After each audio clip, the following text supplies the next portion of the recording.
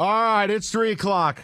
We're still not letting go of the 2016 Belmont. Can't be angry at it. To the grave. Brad Holmes had his pre-draft press conference. Rico Beard followed it live. Rico, you pulled a few of the interesting things out of it, and it is now up to us to determine whether there's value in these, and if so, what it is. So the floor is yours. Let me hear what you have gotten for us. Well, you know what, Mike? I'm just going to go with the biggest thing that I think Brad Holmes had to say. He started off by saying, you know what? Feel free to ask me questions I can't answer. But he did answer some questions, which just kind of lets you know that this is silly season. Sure. But Jalen Carter came up because I think that's the name that a lot of people want to know what was going on, especially after when Dan Campbell said, you know, we found out some interesting things about him. So Holmes said that Jalen Carter came in, he worked out in Detroit, and he felt better afterwards. As a matter of fact, here's what he had to say.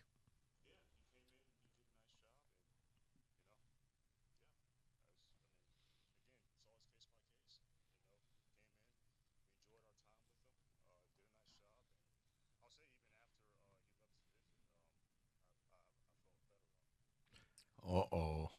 So now what this tells me, paired with what Dan Campbell had to say, because think about this. If it were negative, Campbell's not saying a word. We still don't know why Nakobe Dean dropped last year. Everybody kept that to themselves. But when Campbell came out and said, we found some interesting things, let's just call it interesting, and you got Holmes saying, yeah, we not only did he come in, they worked him out. So for all the people like Cookies who were upset because he couldn't finish a drill on pro day, the Lions got to see, they got to look under the hood. They got to kick the tires. And Brad Holmes is saying, I felt a lot better about him. That tells me if he's there at 6, he's lying. Plain and simple. Lions are going to take Jalen Carter if Jalen Carter is there at 6. Kenny Cott, you've aggressively grabbed the mic stand, so I'll wait to speak. Yes. I just don't see how you can draw any conclusions from this. We always talk about how this is silly season and the season of misinformation. I don't draw anything from these comments, and I don't really feel like, oh, yeah, this means he's going to take him at 6 if he's there. I don't feel any way about it. Well, I just can't draw any conclusions out of these comments. The fact that they worked him out. The fact, and then he's like, afterwards, we felt better, which means that kind of like a lot of people here in Detroit, you had question marks. What is this guy? What is his motivation? Is he going to be a knucklehead? They brought him in. They talked to him, and he comes out and says, yeah, I feel a lot better about him. What's stopping them from having question marks and getting those questions answered by working him out, doing all the things, the interviews and whatnot, and then just not saying anything about him? I mean, Brad Holmes could be lying right to our face right now. I feel better about him. Maybe he feels worse. I don't take anything he says at this point in the process because seriously. Kenny, I think if he were feeling that way, he's just going to say he came in, we worked him out, and that's about it, and you leave it alone. But he went on, and it's the same way with Dan Campbell when he was. Yeah, we heard some interesting things. Well, what was it, good or bad? Interesting. Once you're going that next step, that unnecessary step that you don't have to, but you keep doing it, is telling me. All right, timeout. You know what? Here's how we're going to play this. Just listening to you two. This is how we should play this. Are you Team Rico or Team Kenny? Rico's viewing this one way, and I don't know whether he's right or wrong. I really don't have an opinion. But Rico's convinced, based on that audio, while piecing it together with Dan Campbell, that if Jalen Carter's there at 6, they're taking him.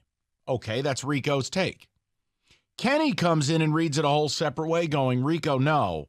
They understood the assignment, that they are playing the game. And I agree with both of you. If they didn't like the player, they would never say it because you don't slander players. Right. But Kenny's saying, look, I have no idea what they're doing. They are playing it perfectly because a week from today, none of us, not you, not me, not Kenny, none of us know who they're taking. We don't. We don't have this. Look, you could say if he's there, they'll take him. Well, first of all, we don't know if he is. Right. And second of all, if a week from today they took a corner, is anyone going to be shocked? I wouldn't. Are you going to be shocked if they took Carter? Shocked if they took my dude from Texas Tech, Tyree Wilson? I don't know what. I'm still thinking of the 2016 Belmont. I want to know what side of this you're on. Look, they brought him in. He worked out. I think that is Drew Rosenhaus knowing his client has an image problem. You're never going to know the results of that workout. You might get a leak from the organization, but you don't know if you're getting lied to. Are you Team Rico, where you listen to that quote and you go, they're taking this dude? Because see, here's the thing. I don't think he needed a leak because that was the guy. And he just flat out was like, yeah, afterwards, we feel better about it. See, that's why I don't believe it.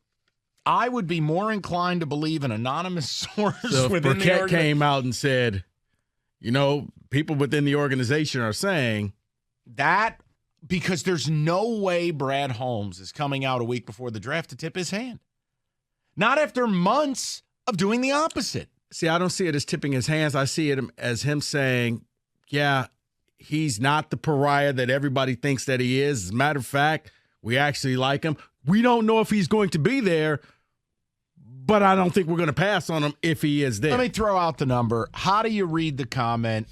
You more with Kenny on it, more with Rico, 248-539-9797, because ultimately a week from today, we finally get an answer. I mean, if they took Jalen Carter a week from today, I will continue to tell you I have a completely unemotional response to it. I won't jump for joy, and I won't make fun of it. I think it's a risk it for biscuit pick. The kid's wildly talented, fits a position of need, and they must feel like they could get the best out of him. And if they don't take him, I'm not mad. I'm not. I don't have enough information. I admit to you. I didn't get to interview the kid. I know when TJ was here and you were on vacation, TJ was talking to a few people and was just like, listen. Oh, and by the way, Dave just texted me. You can't have a workout on these pre-draft visits. So there's no workout. Okay. No workout. Small correction. Dave, appreciate it. Dave, why don't you just tell us who they're taking, and we can be done with this. I can go home. You can just do the business. We can be done. Dave, also, if you want to text me, just say they're not taking a corner. Make my day. Or just blink twice. Right. But no, I want to hear from the people on it because, again, guys, there's very little. I guess what I'm trying to say to you is there's very little they could do that I would criticize. That's not a cop-out. It's that they've built this thing the right way. It's that they do need help at several spots. The corner is the one I just can't. I can't. I have a principle belief, and I just take one at 18 or two in the second round, please. At 6, take a big human being who hurts people, either offensively or defensively. That's all I want.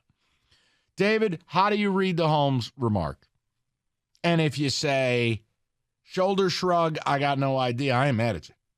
I have no idea, really, but I will give you this because Will Birchfield, who was there, he's writing on this right now, suggested that maybe the feel better portion is just whatever they felt about Jalen Carter, they feel better on after meeting him. Not necessarily that he swayed them one way or the other, but that however they felt on him, they just feel better on their decision. So that's another maybe possible option. Maybe Lions fans think that too, but I just, listening to him, I just, anytime a GM talks right now, I kind of don't believe anything they say. Unless it's, right now, the Carolina Panthers saying we're taking a quarterback. See, David, I'm normally like that, but I pair that with the Dan Campbell, what he said a few weeks ago, and it's like, okay, maybe it's kind of like when we do Who Said It, and sometimes the answer is so obvious, and we just overthink it, and it's like, no, it really was just Stoney. I think this is one where, yeah, if he's there, they're going to take him. So which means now Seattle takes him at 5 and he turns into a 4-time All-Pro, right? Isn't that the way this always works? Look, guys, I hope you don't think I'm sandbagging you here. I just don't have a huge opinion. I think he's a bit of a mystery that on tape and watching him most of the time, he was a dominant football player. The problem, take some plays off. Problem, you got a couple of no-shows in big games. I don't care about the misdemeanor. I'm open about it. It doesn't matter to me. Can you play football? I've just got a different view on how I draft players because I'm not under any illusions these guys are up for choir boy duty. Right. You know, there's a lot, Look, I've just gotten to a point in my life at 42 years old where I've accepted a fact that we asked these guys to play a violent game. We asked these guys to basically turn into killers. And a lot of times, they do some bad stuff off the field. And I don't have to like it. I don't have to endorse it. I don't have to agree with it. But the last I checked, I'm paying you to play. Yeah. And what loses me is when people say, well, it doesn't fit our culture. And I will simply say, you don't have any culture. Well, they're building one. Building and having, I know, 2 different things. Yeah, but it's chicken and egg. No, if you're building and you do something irresponsible, you lit the whole thing on fire. You've been building this culture for 70-some years. No, wrong. No. You and I will battle to the finish. Culture means you got trophy case. You got trophies in the case. Dan Campbell and Brad Holmes have been building it for 2 years. I can't hold the sins of morons against this regime. Certain teams can say, we have a culture. Right, the David Steelers can say, right, we have a culture. I agree. And you know what? He doesn't agree with our culture. Fine. You know what it takes to win. But when John Lynch took over San Francisco, he had to build a culture.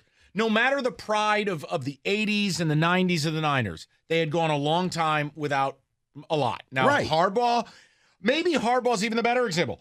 Harbaugh had to reestablish what the hell you were. Right. Just like Dayball had to do it with the G-men. But it was still a culture. It was still a standard. Yeah, but once you lose it, you got to get it back. You can talk it and walk it. The Lions are trying to build it, and I feel like they're close. So I just think there is a value in being careful about who you put in the punch bowl. Yes, you need great football players, but it's a finer line. But as you say, sometimes these football players are not going to be choir boys. I agree. And that's okay. I agree totally. The point is Jalen Carter that guy? I don't know the answer. I can't explain some of the games where he was a no-show. I can't explain the mystery red flags when TJ sat here and said what he said, or I don't know. They clearly sat with this kid. They put time in. If they believe in him, I'll believe in him. I'm not mad. I'm not. And if they don't take him, I'm not going to cry bloody murder. I can't. I just can't. And you know what? It'll probably take Witherspoon. Oh my God! Don't say. Okay, that might be one where I go. All right, Houston. We have a problem. we've lost cabin pressure. 248-539-9797. We will get with your calls. We'll continue to rap about it. I've got a fun football today later in the hour. Bill Barnwell had a really interesting piece on a bunch of hypothetical trades in the first round of the draft, and we're going around the room. These guys get to go yay or nay on these deals. We'll do that later in the hour. 97.